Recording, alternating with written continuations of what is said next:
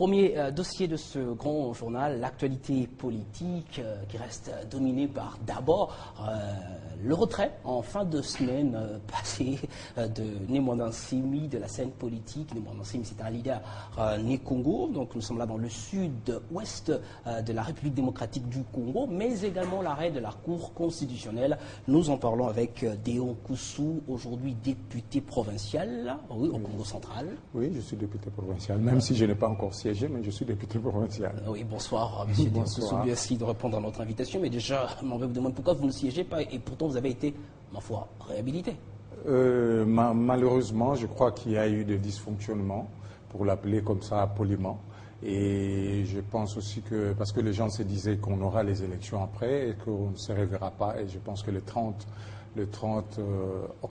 septembre, nous serons ensemble, d'autant plus que c'est une session compte tenu des matières à traiter, du calendrier, c'est la reddition des comptes. Donc on ne peut pas voter un budget pour l'exécutif si on n'a pas fait la reddition des comptes 2014 et puis aussi le budget 2016. Mais les gens ont cru penser que, sans être polémique, ce sont des choses qui peuvent arriver, mais c'était quand même grave que pendant 3 mois, que l'on ne puisse pas siéger. Donc je crois qu'au niveau du ministère de l'Intérieur, celui de la décentralisation, il y a du travail. C'est un dossier que l'on doit suivre sérieusement, notamment le ministre d'État, que je connais bien, Banyamouer, et que j'ai connu à l'énergie. Je crois qu'il doit user de toute son énergie que nous reconnaissons pour pouvoir faire fonctionner la décentralisation dans ces pays. Je pense que ce n'est que partie remise et nous serons là le 30 septembre. Parce que la décentralisation dans notre pays souffrirait de quelques problèmes, c'est ça? Mais je pense que ne serait-ce que l'organisation de la territoriale aujourd'hui chez nous, ça pose problème. Nous avons opté... C'est quoi ce problème, si vous pouvez nous dire? Déjà les structures, la réalité c'est quoi? C'est qu'on a délocalisé, ou je dirais même pour choquer certains esprits, pour qu'on puisse bien retenir, on a décentralisé la centralisation. Oh. C'est quoi? C'est que la centralisation qu'on a évitée entre les gouvernements qui étaient entre les mains, qui exerçaient le gouvernement central, on la retrouve au niveau des provinces. C'est-à-dire celui qui patronne la centralisation, qui préside la centralisation, c'est le gouverneur. Qui préside la province, vous voulez dire? Présider la province, prenez-le comme vous voulez. Ça a toujours été un problème de toute façon. À un moment, on les a appelés, à l'indépendance, on les a appelés présidents provinciaux. Après, ils sont devenus gouverneurs. Après, on les appelle gouverneurs depuis, je crois, 1964, après la conférence de Louisbourg. Mais le problème, c'est quoi? C'est que tout se trouve entre les mains du gouverneur, avec notre système.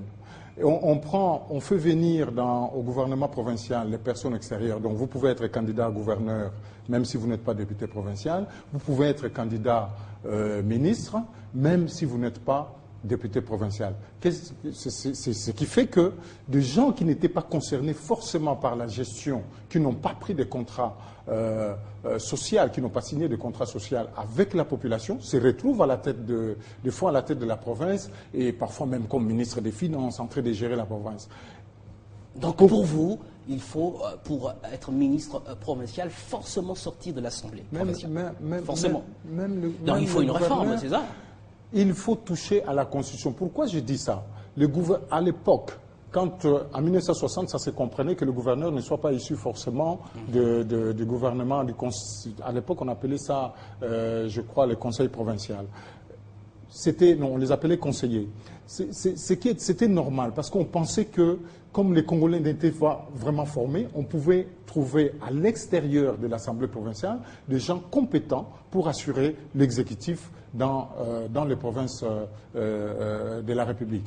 Or, aujourd'hui, il s'avère que les gens compétents, ils sont là, ça pullule dans notre pays. Pourquoi j'ai dit ça? Le gouverneur, aujourd'hui, il a en même temps le pouvoir financier qui est énorme. Il est ordonnateur. C'est qu'il a même plus de pouvoir en matière financière que le président de la République. Le gouverneur peut dire à son ministre des Finances, à partir d'aujourd'hui, je signe. Vous ne signerez plus. C'est possible. Alors que le président de la République ne peut pas le faire avec son ministre des Finances et même pas le Premier ministre. Donc, quand la centralisation au niveau national, c'est assuré par le gouvernement, par le Premier ministre et le reste des ministres. Au niveau de la province, il n'y a que le gouverneur qui a le premier et le dernier mot. Ce n'est pas normal. Vous étiez il y a à peine un ou 2 ans comme ça, gouverneur. À l'époque, vous préconisiez ce que vous êtes en train de dire maintenant. J'ai toujours préconisé ça. Si vous m'avez toujours suivi, je suis passé sur la RTNC au mois de janvier 2012. J'ai dit que, par exemple, le système actuel... Dépossédez-moi de quelques pouvoirs, je veux être plus... Je n'étais pas encore gouverneur intérimaire, mais j'ai toujours pensé que... Vous demandiez à être dépossédé de quelques pouvoirs. Le gouverneur... En deux mots. Le gouverneur a une double casquette. Je ne sais pas si vous le savez. Il est le premier des élus, même s'il assure cette position, il assume cette position en concurrence avec le président de l'Assemblée, et le premier des élus, c'est lui qui préside donc l'exécutif, et en même temps, il représente l'État dans la province. Moi, je ne voudrais plus que le gouverneur représente l'État dans la province, pour la simple et bonne raison que les intérêts de la population qu'il défend, lui, c'est pour ça qu'il a été élu, peuvent être s'opposer aux intérêts de l'État, vice-versa. Donc, il faut faire comme en France. Je vais terminer par là. Le président du conseil régional, parce que c'est l'entité la plus grande là-bas, la région, le président du conseil régional a en face de lui le préfet qui représente l'État. Nous, on a échoué. En 1960, on nous a mis les commissaires d'État. Les termes que Mobutu va reprendre plus tard, on n'a pas su appliquer ça. Et depuis, avec la constitution de Lulabo, le gouverneur est devenu même le représentant du chef de l'État. C'est ce qui fait qu'aujourd'hui, beaucoup de gouverneurs pensent même, Deyo y compris, à l'époque, nous pensions que nous pouvions attendre le ministre national dans notre bureau, pendant que son collègue, à tort, ministre provincial, va le chercher à l'aéroport. Non, c'est au ministre, au gouverneur, parce qu'il est le représentant de l'État. Mais c'est une réforme que nous sommes en train de préparer et que nous allons proposer pour une meilleure gestion de nos provinces. Alors on va évoquer rapidement l'arrêt de la Cour constitutionnelle. La Cour a demandé au gouvernement de prendre des dispositions transitoires exceptionnelles. Puisqu'on parle de la gestion de province, donc c'est pour cela que la transition est facile, de prendre des dispositions transitoires exceptionnelles. Qu'est-ce que cela veut dire, dispositions transitoires? Comment vous le comprenez, dispositions transitoires exceptionnelles? Comme tout le monde l'a dit, comme nous l'avons appris, comment les gens l'ont commenté, les spécialistes, vous en aurez un tout à l'heure, Maître Kodjo. Je pense que maintenant, il s'agit de nommer à la tête des provinces, en attendant l'élection des gouverneurs et vice-gouverneurs pour les provinces qui ont été donc pour les nouvelles provinces. Et il faudra mettre à la tête de ces provinces-là des hauts fonctionnaires. D'ailleurs, beaucoup de gens ne savent pas, puisque je l'ai dit tout à l'heure, les gouverneurs et en même temps hauts fonctionnaires, parce que les gouverneurs sont payés aussi par l'État. Mais c'est pas donc à ce titre-là, non, c'est-à-dire qu'il y a des anciens gouverneurs qui sont là. Vous savez, pour des fonctions comme ça, si ça peut prendre 3 mois, comme plus ou moins 3 mois, comme l'a demandé, même plus, pourquoi pas, je n'en sais rien. Si on connaît encore leur état pour qu'on organise les élections de gouverneurs et vice-gouverneurs dans ces nouvelles provinces, il faudra des gens qui ne seront pas des stagiaires, qui dès qu'ils arrivent en fonction, ils savent comment constituer leur cabinet aujourd'hui et être efficaces à partir de demain. Quand vous mettez des gens qui ne sont pas outillés, qui ne viennent pas du ministère de l'Intérieur forcément, qui ne sont pas des hauts fonctionnaires, qui ne sont pas... Pourquoi je parle des anciens gouverneurs? Ce n'est pas pour défendre ma chapelle, mais je vous dis, aujourd'hui, vous prenez... Déjà exemple, que dans votre chapelle, il y aura un changement. Je ne voudrais... non, tant mieux d'ailleurs. Nous avons, chez nous n'avons pas été démembrés.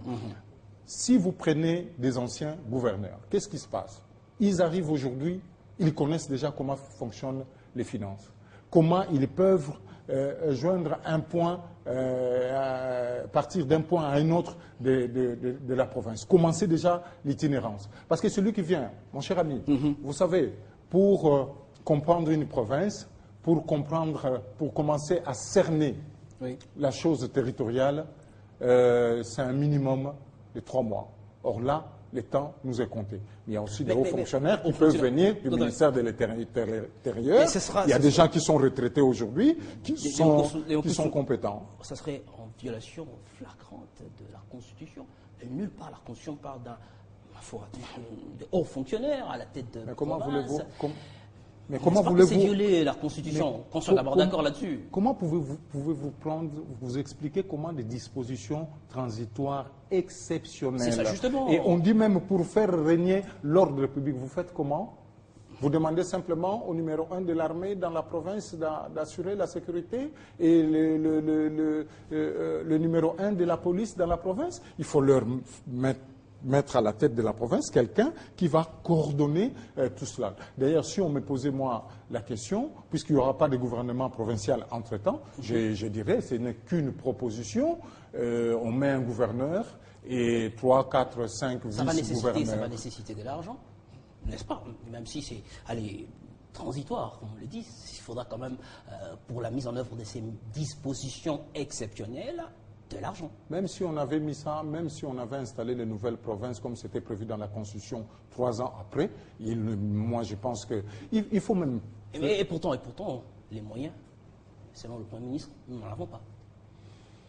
Ça, vous savez, je ne voudrais pas beaucoup m'attarder là-dessus parce que je sais qu'il y a beaucoup de personnes qui ne croient pas.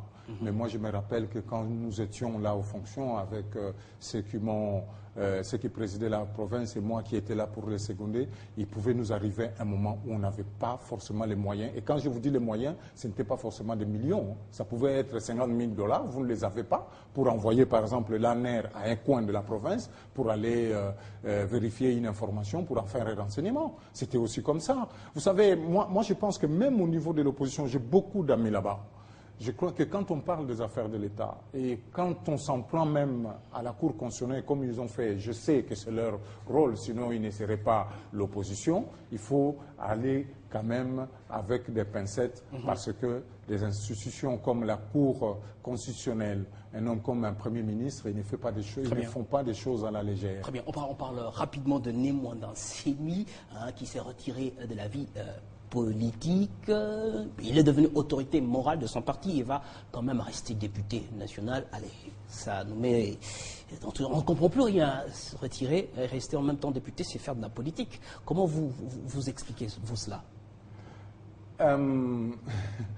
Je crois que c'est un dossier que je connais bien. Tout le monde a suivi sa position qu'il a donnée. C'est un homme très, très courageux.